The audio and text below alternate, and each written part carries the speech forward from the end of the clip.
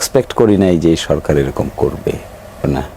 আমি ওই অর্থে কোনো বিরোধ দেখি না, কারণ বিএনপি তো একটা ভিকটিম পার্টি।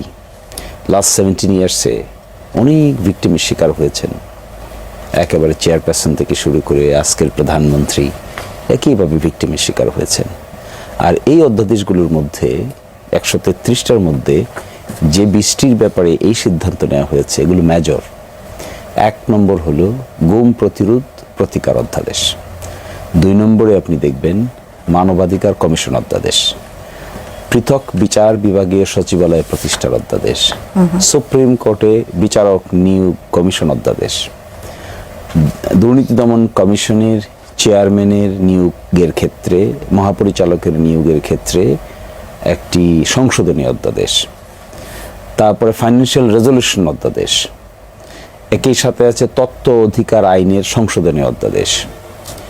এগুলো কেন বাদ দিচ্ছেন? বিএনপি তো একটা উদার গণতান্ত্রিক রাষ্ট্র প্রতিষ্ঠা, তৈয়ার কিংবা পরিচালনার ক্ষেত্রে কমিটেড।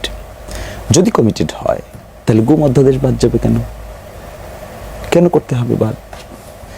যদি কোনো দ্বিমত থাকে কোনো বিষয়ে, এটা সংশোধন করবে, ওই অংশটুকু সংশোধন করে বিল উত্থাপন করবে।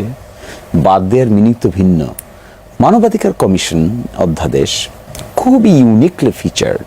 এইবার যে অধ্যাদেশটা তৈরি করা হয়েছে, আমাদের হাইকোর্ট একটা রায় দিয়েছিল যে তখনকার দিনে মানবাধিকার কমিশন হলো টুথলেস টাইগার, তো দাঁত নাই, বাঘ ঠিকই কামড় দেয় না।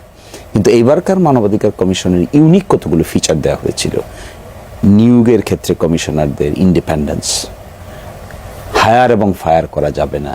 কমিশনারদেরকে যদি চাকরি থেকে বিদায় করতে হয় তাহলে সুপ্রিম জুডিশিয়াল কাউন্সিল থেকে যেভাবে বিদায় করতে হয় একই তরিকা অবলম্বন করতে হবে।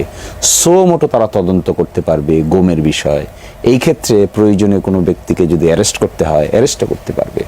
আমি একটু সারপ্রাইজ হয়েছি, গুম অধ্যাদেশের পাশে যে কমেন্টটা লিখেছে আইন মন্ত্রণালয়ের পাশ থেকে, সেখানে বলেছেন যে রাষ্ট্রের গুরুত্বপূর্ণ সংবেদনশীল ব্যক্তিবর্গ এই অপরাধের সঙ্গে জড়িত থাকেন বলে অভিযোগ আছে, সেজন্য বাদ দিতে হবে।